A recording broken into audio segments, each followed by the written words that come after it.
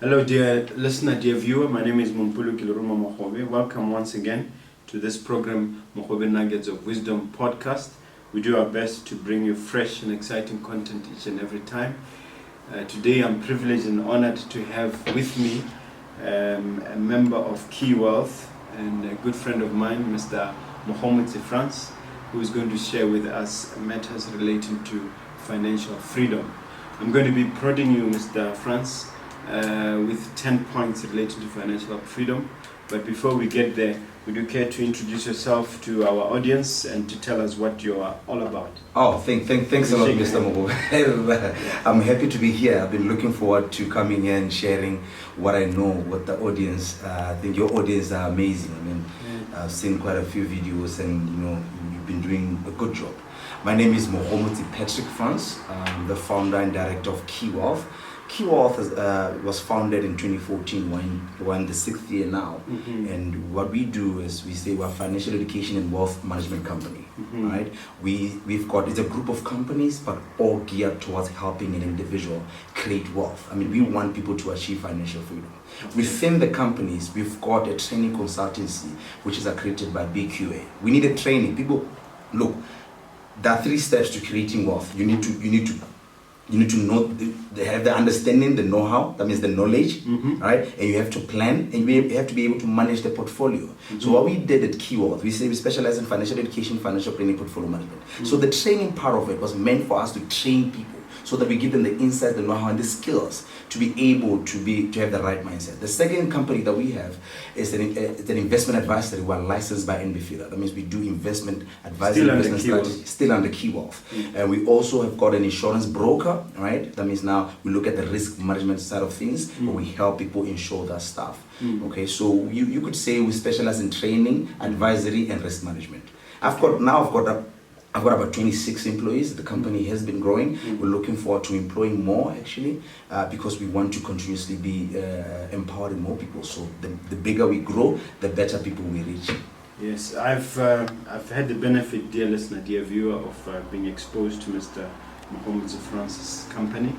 I've had my staff get training. I think it was for emotional intelligence. That was a brilliant presentation. It's actually one of the skills that people need to have. Actually, if you don't have emotional intelligence, I don't see how you'll be able to get to financial freedom, because then you have to have to manage your emotions and other people's emotions. We're going to talk about financial freedom, and as you've explained, you need a lot of emotional intelligence. So, definitely. Dear listener, dear viewer, wear your emotional intelligence cap when you're listening to this presentation.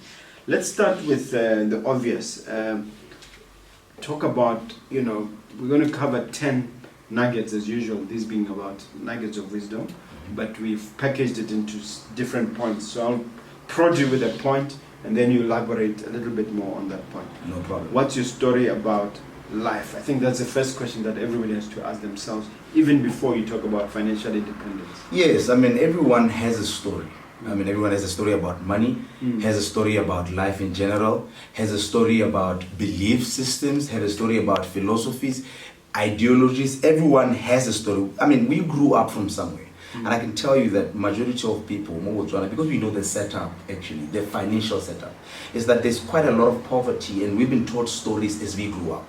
We have been told stories that money is the root of all evil. We've been told stories that money is never enough. We've been told stories that business is for certain people. You remember in Setswana,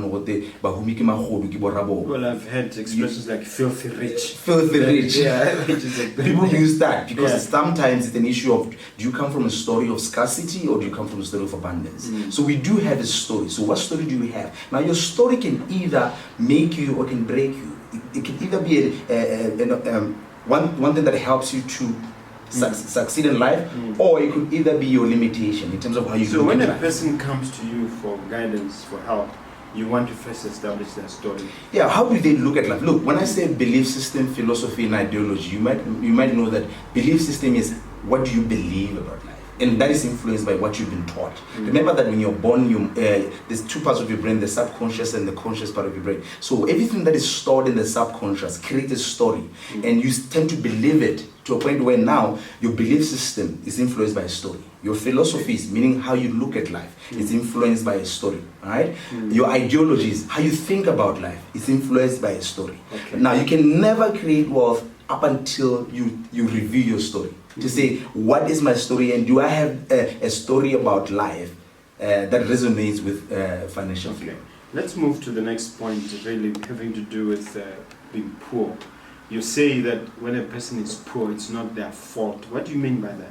Yeah, when we connected with the story, I for one had a story, and I had to change my story. And when I came across a statement by one of the richest men in the world, he was the richest for a long time, Bill Gates. He said, if you're born poor, it's not your fault. But if you die poor, it's your fault. Right? Meaning that you have been given an opportunity to change the way you look at things. Remember they say, if you change the way you look at things, the things you look at will change. The mind is so powerful to a point where when you start using it and you start changing the story and instead realizing that you are not poor. Yes, your background is poor, but you're not poor.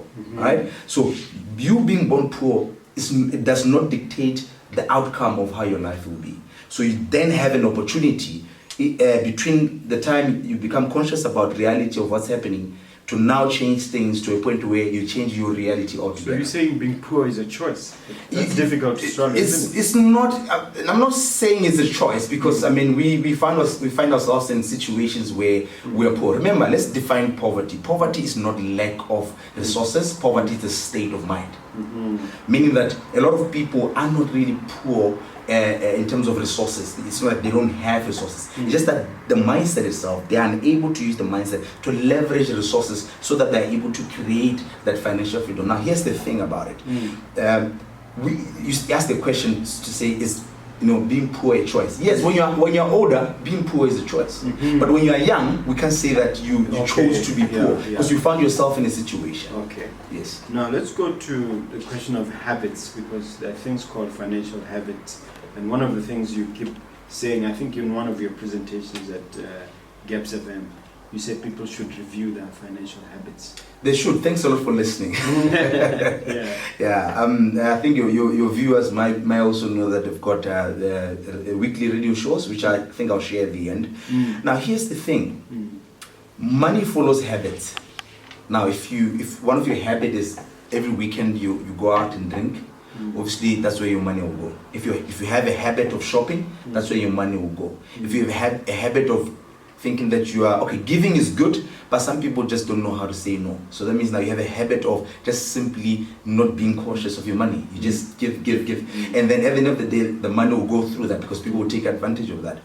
But I think let's figure out really what is a habit. Well, they're carrying too far the biblical message. It's more blessed to give than to receive. So they give away everything. They give away everything. They say blessed is the hand that gives, but you can't just give with ignorance. Now, I think we need to also define what a habit is. They say, Dr. Joe Dispenza actually talked about it. He said, a habit is something that the body gets used to a point where it does it without consulting the mind. That means now, a habit is a program, okay? So, repetition is key when you talk about habits. Because then, what you have done over and over again becomes a program, and then because now a habit is a program. Now you do it unconsciously because it's in the subconscious mind. I'll just give examples. People, when they go into a shop to buy bread, usually they come out with a plastic full of unnecessary things that they didn't want to buy. Sometimes they even don't bring the bread. They don't even bring the bread. So you see, people. Habits is something like. Let me just give you an example of other habits that maybe clarify what I'm talking about when I say habits. Because when you go into your car right now, do you check where you put the key? No, because it's a habit now. You're used to doing it. Mine doesn't require a key. It's levels. Okay. I do. Now, here's the thing. You realize that habits are formed. Like when you wake up at 5 every day, ultimately you won't have to set an alarm. In actual fact, you wake up before the alarm if you set it because your body doesn't want to be disturbed. Why? Because habits are formed through repetition. Now, once you have formed habits and you've got habits that only takes away money from you, you will never create wealth or never be financially free. To take it further, what are the right financial habits that people should be developing? Yes, the right financial habit, number one is discipline. I mean, you have to have the discipline and be able to know that the only way you're going to achieve everything, you need to track, you need to be able to understand that you never knew about money. Now you have to be disciplined about something that you never really knew about before, because I don't think most of us were taught about money. Yes. So you have to develop it, the discipline, right? The second thing is budgeting. You know, the budgeting is a habit. How many people do budget on a monthly basis? Some people budget, but they throw the budget away once the money goes, reports in the account. So you have to make budgeting a habit. You have to make saving a habit, because you save to invest, right? You have to make reading a habit, because how are you going to introduce new information in your mind? Because here's the thing about building new habits, as you're asking. I don't know if you're asking. Well, number 4 is repetition. Repetition. How do you build that? Because you see, here's the thing. There's Hitler once said that if you say a lie repeatedly, becomes the truth. Yeah. Because people start believing it. It was more like his propaganda guy, Goebbels. Yes. He kept saying that a lot. Yeah, because he understood the psychology of a human being. That if they do something repeatedly, ultimately they don't have to think about it, because it forms a program. Now, poverty is a habit for most people. Now, how do you develop a habit that now is off people that end up creating wealth and becoming financially free? It means that you said, what are the good habits to have? One of them is reading, continuously reading, and making reading a habit, making personal development a habit, making sure that as an individual you grow from somewhere to where you want to go. So what's your daily routine as a person? I mean, when I read Think and Grow Rich by Napoleon Hill, he talked about, so he interviewed a lot of people, a lot of successful people, and he found that a lot of successful people have something in common in terms of their mindset. And then here's the thing about it: what routine do you have early in the morning when you wake up? What do you do? All right? How do you spend your time? It's like everyone has got 24 hours in a day, right? And most people spend time the first 8 hours at work, and the other 8 hours sleeping. But then what happens to the 8 hours or the one in between? People watch soaps. People just engage in habits that do not make money or do not make them progress in a certain way in terms of creation of wealth. I like the one when you say making, personal development a habit. Yes. Here you are talking specifically about attending conferences, going to seminars, reading. You see, I learned a lot. About. I learned a lot from the conference we attended, the Robert Kiyosaki one. There were different speakers. The one I went with, I learned a lot, because to me it was, I have to invest in myself. Here's the thing about attending a conference. It's not like you're not going to hear something new all the time. You're going to hear some things that you know. But here's the thing about it: repetition. Repetition and learning something new. Because once you hear something from people that have made it, it's an affirmation. It confirms. It's an affirmation. It also confirms what you've been thinking and what you've been believing in, to say, okay, if I go on this route, it will actually work.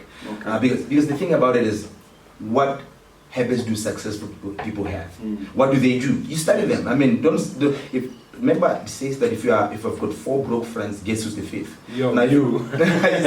So if you go and review the habits of your 4 friends, you realize that they've got the habits of the poor, the scarcity, inferiority complex, all those other stuff that takes money away. They drink a lot. They spend money on things that don't matter. Even Will Smith said, we spend money that we don't have to buy things that we don't need, to impress people that we don't like, that don't even like us, that we don't like even. All right, let's make some progress. Creating a financial plan. You say that people need to create a financial plan to create a picture of the future that they want. So nothing has ever been achieved without knowing how it's going to be when it's done. All right, so you need to read. It's even stated in Think and Grow Rich. I think maybe because I think that's the Bible. If you haven't read Think and Grow Rich as a person who wants to create wealth or wants to be financially free, I think you need to go back, because it's like the Bible of wealth creation.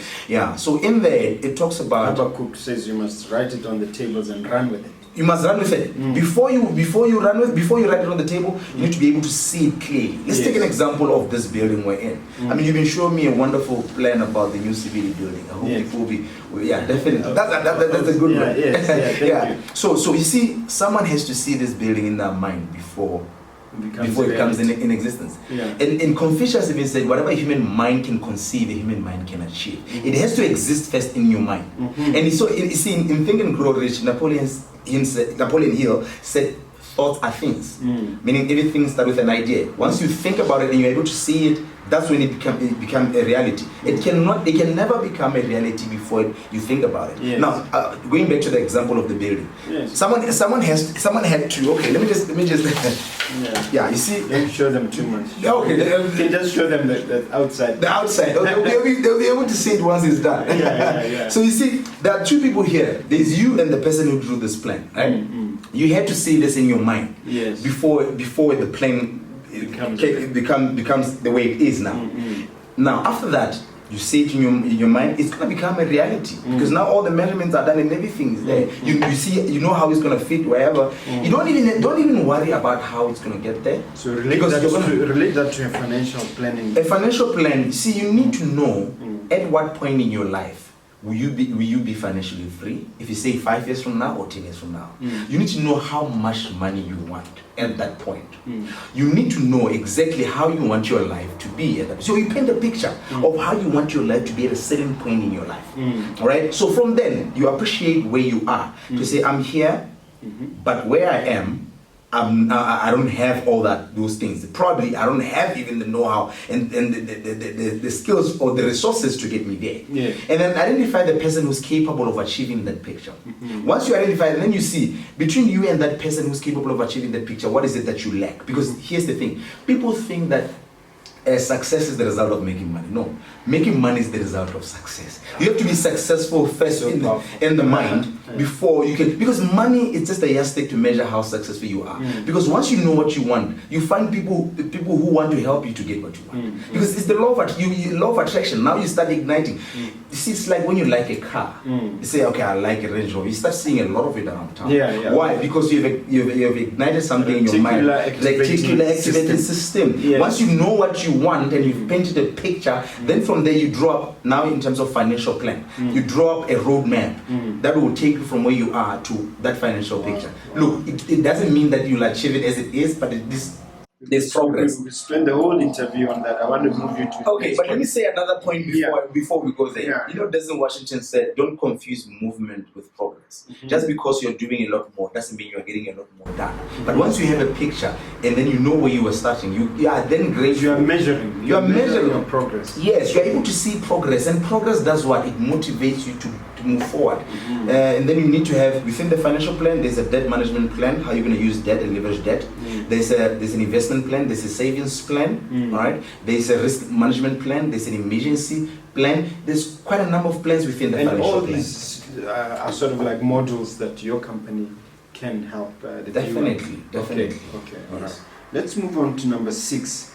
You say people need to learn the difference between being rich and being wealthy. What is it? Can you define wealth and then define being rich and tell us what the difference is? Yes, let me define being rich and then define being wealthy, right?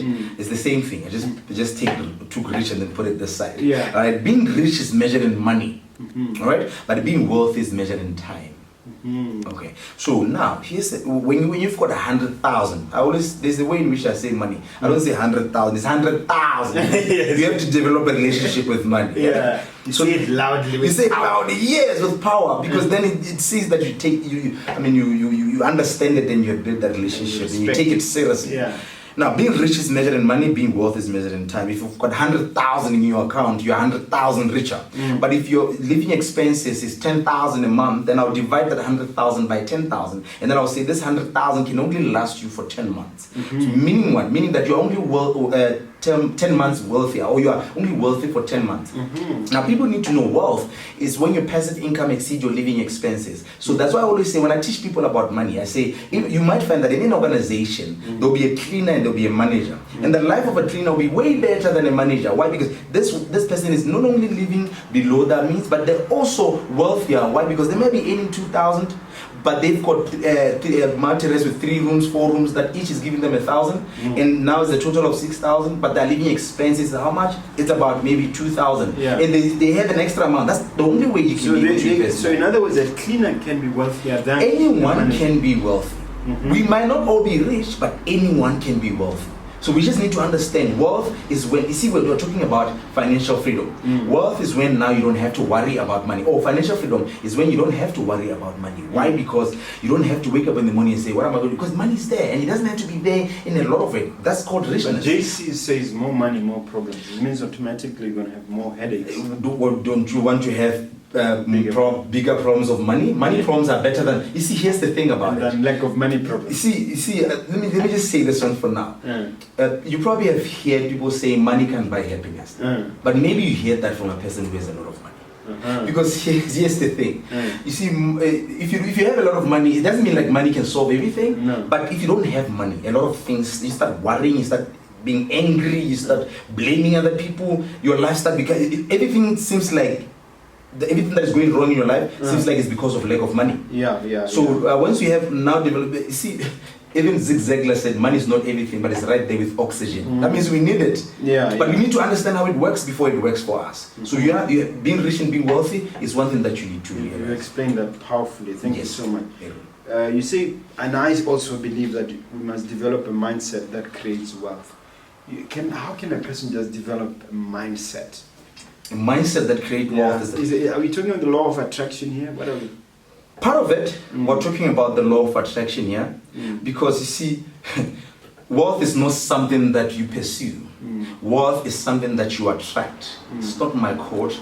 It was a quote by Jim Rohn. He said, wealth is not something that you pursue, wealth is something that you attract. By being an attractive person, that means in the mind. You need to develop your mind to a point where you see opportunities. Because people are in scarcity and they see life in scarcity. See, we are taught, like we started with the story, we're taught that things are always scarce, but things are never. You see, we have this thing that I can't afford it. You know, but once you start developing a mindset that says there's a lot of opportunities, things are in abundance, I need to understand how things work, I need to be able to know, for me to get here, to be there, what do I need to do? Do not go back to financial education in terms of personal development.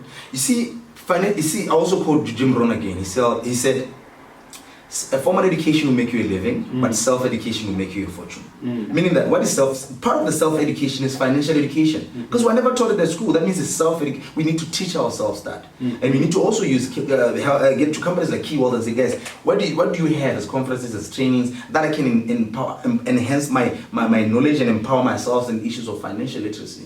Yes. All right, let's go about leveraging resources to create multiple streams of income. I like that one because I call it MSI, multiple streams of income. Multiple streams. How do people leverage their resources for that purpose? First of all, let's know that an average millionaire has got 7 streams of income. Meaning that you need to establish multiple streams. A lot of people go through retrenchments and they worry what's going to happen because there's so much uncertainty because you're only relying on one stream of income. But you might find that you have got a salary. Which is a salary. But you see, and a salary leverages what resource? Your knowledge. Let's say your skill, your knowledge. Right? But you do have got other resources. You do have got talent over and above your skills and knowledge. You do have got other physical resources like, let's say, plots, property. People stay in houses. They're millionaires because their houses value millions, but they're still poor because their fridge is empty. That resource doesn't give them income. Because once you differentiate between assets and liabilities, you know that it's only an asset when it gives you income. When you stay in it, it's a liability. Yes. You know, I remember a time in my life where I had to review my financial status because I had a mortgage. I was paying 35,000 a month on a mortgage. And here's what it was for 3 properties: the house that I stay in, the house that my parents stay in, and the offices that we operate from. And I was like, these are all not mine. This belongs to the bank. If I miss a payment, 3 payments, the bank takes it. And it's not even helping me to generate income. And then I said, what can I do to make sure that these becomes assets? Because right now, they are liabilities and they're just taking money away from me. So when we talk about that particularly, we're saying people need to know what the resources do they have. Some people have got 3-4 farms that they don't use. They could leverage that to create resources. Lastly, on that topic, let me give an example. You know that if you've got 3 plots right now, and then you've got 100,000, and then I come to you and advertise a plot and I tell you this plot is worth 200,000, but because I'm desperate, I'll give you at 50,000. What will you do? Or let me say this plot is worth 200,000, but because I'm desperate, I'll give you 100,000. The one that you have. Remember, you've got 3 empty plots and you've got 100,000. what do people usually do? They will settle for the house. They will buy the fourth plot. See, but then also people have got 3 plots that they can't develop. Why not sell one, leverage that resource, build another one, you buy it later. What resources do you have at your disposal that are over and above the income stream that you currently have, like a salary, that you can leverage? Even a salary is a resource. Saying an average Motswana should be aiming for at least 7 streams of income. Yeah, not everyone it can be a millionaire, but at least you can, like we said earlier, you can create wealth. So you can have one, at least if you have more than one stream of income, I think that that's progress. That's a good starting That's point. a good starting point. Yeah. All right, let's move on. Another topic that I'd like to tease you on, or to tease your brain on, is being a contrarian. I've heard, Warren Buffett saying that he's wealthy because he was a contrarian. When people are getting excited in the market, he does the opposite and vice versa. Yeah. Yeah. If you follow what the crowd does, you'll achieve what the crowd achieves. I mean, the thing about being contrarian is challenging the status quo, questioning why do I have to buy a bigger house when I don't have kids? I mean, I have kids, but that still doesn't mean that I have to be in a bigger house. Maybe you're preparing for when you have kids. But then here's the thing about it. Right now, are you creating what? There's something called progressive investing and sequential investing. Why do you challenge the thing that you see there's a saying that you have to get good grades, find a good job that pays well and you contribute, has got perks and those benefits that you contribute to pension and medical aid. And then take a mortgage. But then take a mortgage, stay in one house that is not an asset, it's a liability, drive a nice car, and then work like that. For you, a job just means just over broke. JOB. Yes. It means that working from 9 to 5, performing menial tasks so that you can get paid at the end of the month and pay off your debts. Are you going to then just agree to that? Be a contrarian, challenge the status quo, even in other facets of your life. Ask yourself, what is it that we've been taught but doesn't work? It only takes us to misery. Things that are not necessarily so. But we need to also appreciate. We've been lied to, I suppose. I think so. We've been lied. Plus, we've been colonized. So that was we had to be lied to. I don't know if you're gonna cut this, but it's true. No, I'm not cutting anything. But you need to realize that there are also other stuff that we've been taught that are good. So you need to sort of analyze to check which ones work and which ones don't work. By the way, a lot of them on money, they don't work because you probably got advices from people that don't have money.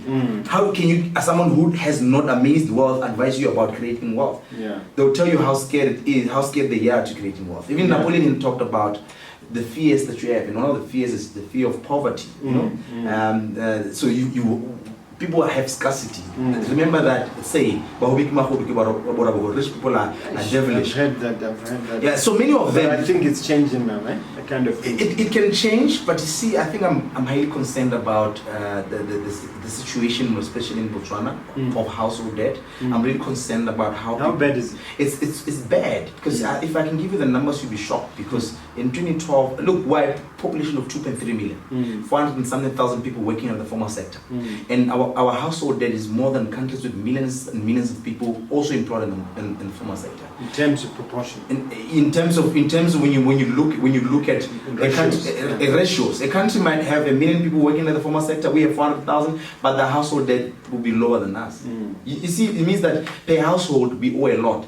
One household might have a credit card, a personal loan, a mortgage, and a car loan. Right? In all of them in the same household income.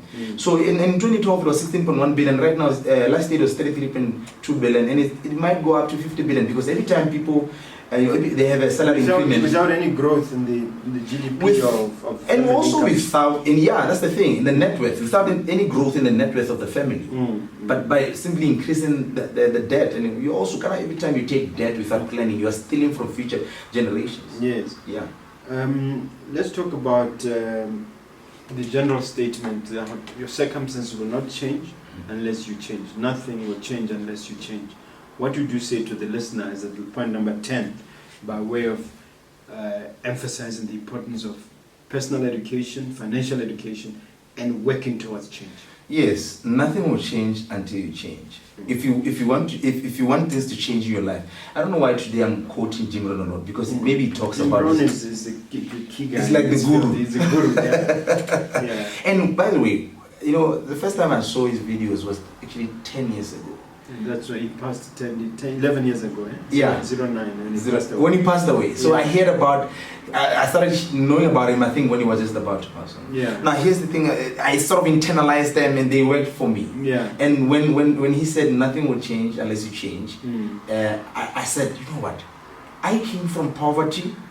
I had the belief system, the philosophy, and the ideology of, I had a poverty consciousness, mindset. So it means that for me to create wealth, I will never be able to if I don't change the way I look at things. So you need to change the way you look at things so that you are able. And that, by the way, I see people now putting down resolutions to say, this year in 2020, I want to do this. Yeah. See, remember earlier we said a habit is something that the body gets used to a point where it does it without consulting the mind. Yeah. You are saying, you are telling the mind that I want to go to gym, and you pay for the gym, but the body is saying, I want to sit down and watch soaps. You know, I want to watch even the omnibus. People watch a lot of these things. Yes. And you know why Lamborghini doesn't advertise on TV? No, because people that can afford it are not sitting there watching TV. So when Jim Rohn said nothing will change until you change, I was like, I need to unlearn for me to relearn. I need to, uninstall the program for me to reprogram. Yes, I think that's the best example, like in a computer. In a computer, you know, you have to, if the program doesn't work because it's always giving you the same results, then remove the program so that you install another program. But here's the thing about the mind, and Aaron Nightingale talked about it. You see, when Napoleon Hill said, thoughts are things, and Aaron Nightingale said, we become what we think about. That changed my life. Because we become also what we repeatedly think about. We remember talked about repetition. Yes. And all these are, you've got habits that were formed through repetition. Until you form new habits, nothing will change. People want things in their life, but they still have the mindset that it does not measure the things that they want. Yes. All right, let's conclude. I always want to share a little bonus with my listeners. You encourage people to travel, to be exposed, to expose themselves to new experiences. Speak a little bit about that as a way of bonus. Yeah, look, if you've never traveled, if you stay in Gaborone and you've never traveled, your mind is as small as Gaborone. Let's be honest. I'm a contrarian, and I always, sometimes being a contrarian, you are contrary to popular belief. And you kind of say things that people don't want to hear.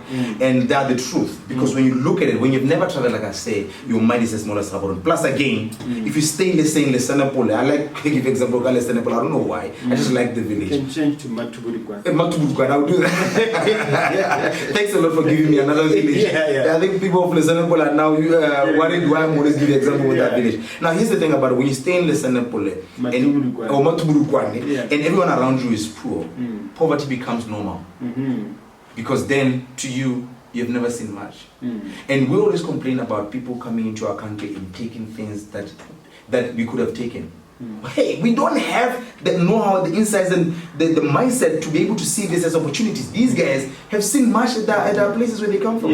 So they are exposed to different things than the setup here. So they see opportunities that we are unable to take advantage of. So what I'm saying is, if ever you want to create wealth, if ever, I mean, how can you want to, right now you want to build many stories. I mean, if at all you've never seen a 70 story, will you want to build it like let's say for example a 20 story, will you want to do that? You've never seen it anyway. No. Why we, I mean, I've seen it, I've worked in it, and I've experienced it. That's the thing. So right now, people see businesses being set up here, and like for example, like entertainment spaces and all that. I'm saying that because I was at one yesterday, and they're like, but then this is why people buying our land and doing this. We could have done this ourselves. You are the one who sold the land because you didn't see the opportunity there. Because you're not exposed. You haven't been outside. You haven't seen Sun City. So you haven't encouraging Botswana to budget for travel and to be. You must within your budget have a budget. Traveling is cheap when you budget for it. Very cheap. You just have to budget when for you plan ahead. You need to plan ahead. No, flights are cheaper when you pay them in advance. 5-6 months ahead. Yes, even accommodation nowadays. Even traveling has become cheaper. You know, there's several things like. I'm not advertising any website, but because I need to advertise keyword if I can. But help me. There's a lot of other resources that you can use to plan your trips in a way that they become cheaper. This has been a very, very enlightening and exciting conversation. Thank you for educating me. You're welcome. I've benefited massively. Thanks. What I would like is for you to share with the audience how they can access you, and again summarize the products they can access and how to go about it. Where do we find you in social media and so on and so forth? Yeah. Key Wealth, our offices are at Fairgrounds. The office building is called The Office, the building. So we're Unit 13, 14 and 24. We 13, 14 and 24. And 24 at the office building in Fairgrounds. All right. And you know, Ukaratwara, or you can call us at 398-0321. Let me say it slowly. 398-0321. And you said I should talk about our services. All right. Not only do we do financial education in terms of BQ accredited trainings, we realize that people can't just only know about money, because there are other facets of their life. They need to be emotionally intelligent. So we have a course called Emotional Intelligence. We've got personal development. We've got team building, because we also work with corporates. You know, we've got a program also called employee financial well-being program, where companies can also engage us in helping their employees, to reduce financial embarrassment, and also just they have the know-how. You know, an empowered employee is a productive employee. So we do. So those are trainings that we have, and also we do have got counseling sessions. We do have group counseling, like we've been working with other companies when they're doing restructuring. Counseling on financial issues. Counseling on financial issues. We do specialize in financial, but we also have other stakeholders. Like we work with other strategic partners when we talk about social counseling. So we do have that employee assistance program with other stakeholders. But as Key Wealth, financial counseling. And then we also do have we do risk management. That means life insurance and short term. We can help insure your life and your family life, and also just your properties and everything. This is all meant to help you create wealth. So it's a one-stop shop. So when you come to Key Wealth, we don't expect you to find anything elsewhere, because everything is there. This is wonderful. It's been a great experience, dear listener, dear viewer. It remains for me to thank once again my guest. I hope you've benefited as much as I have benefited. Yeah. Sorry. You want to throw something? I want to throw in something. I want to thank you, because I think I came across the law of 33. You know, for me, it helps me a lot, because the law of 33 is by a guy called Tyler Perso, the one that likes talking a lot on YouTube and Facebook. He said the law of 33 is that you must have 33% of your friends or people that you surround yourself with that are lower than you. These are people that you teach something, they learn something from you. And then you also must have 33% of your friends who are like-minded, but they're still trying also to acquire wealth. You must also have 33% of your friends or people around you who earn 1,000 times, 1,000,000 times more than you. And then I'm happy for you to be the 33% that I learn from. It's above that, because for you, I learn a lot from you, and you inspire me to really get somewhere in life. Thank you so much. I'm now blushing. What I'm asking from you, dear listener, is to like what you're hearing, and also please, it's a special request, subscribe to this channel. Thank you very much. Until next time, bye-bye.